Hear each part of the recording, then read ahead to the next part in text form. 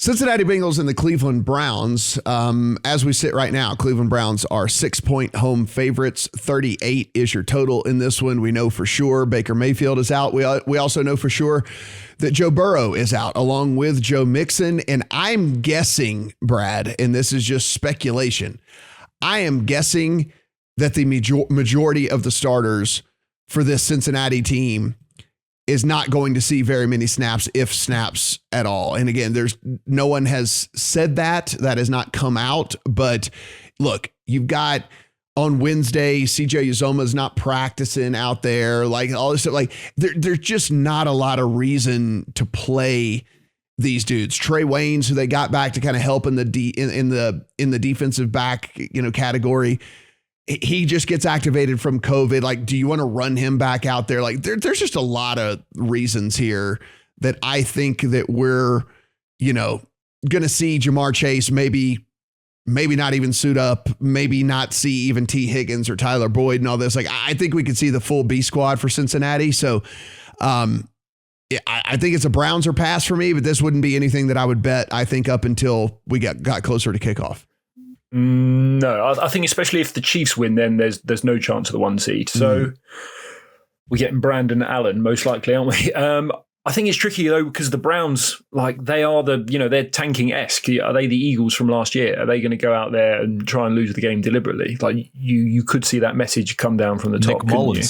So I'll be wary of laying 6 points with a team that might actively be trying to lose the game. I guess we have to wait and see, who they actually put out there. If they do rest Clowney and Garrett and the offensive line guys, who they paid them big money, do they want to protect them for next year?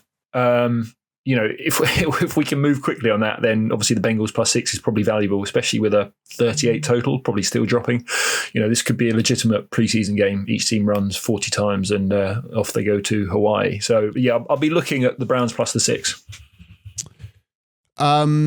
Steven, again, it's we know no Burrow, we know no Mixon. I'm going to go ahead and throw out there, I assume no Jamar Chase, I assume no Tyler Boyd, I assume no T. Higgins. Like CJ Uzoma's a little bit banged up. You're not going to run him out there. Like I think this is a full-on second string, third string game for Cincinnati. Now, is that good enough to hang with the Browns? I don't know, but that's completely what I'm expecting here.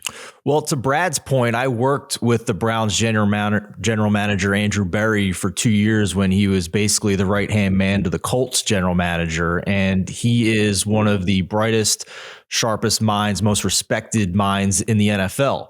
He's a Harvard grad, so if you think that he is not aware of draft position going into this final week of the season, you are grossly mistaken. So would not surprise me if we see a Philadelphia Eagles last year situation turn up for the Browns in this game, where maybe Nick Mullins gets a significant amount of time after Case Keenum plays for a little bit to start the game. So at that point, all bets are off, and your guess is as good as mine of who's got the better second units here. But in that situation, I certainly would rather be taking points than laying the points. So, but who knows, right? So that's just a straight guess and intuition on my end, and I don't have any real handicapping, unfortunately, for a game like this. Yeah, I think we see a lot of Samaje Perine. I think we see a lot of D'Ernest Johnson, like stuff like that. I mean, you're not going to go run Nick Chubb 30 times. You're not going to put, you're not going to do it. Like, you're not going to put these guys in harm's way this week. So I expect this should be a complete backup fest, and maybe the only way you go is taking the points with the underdog here.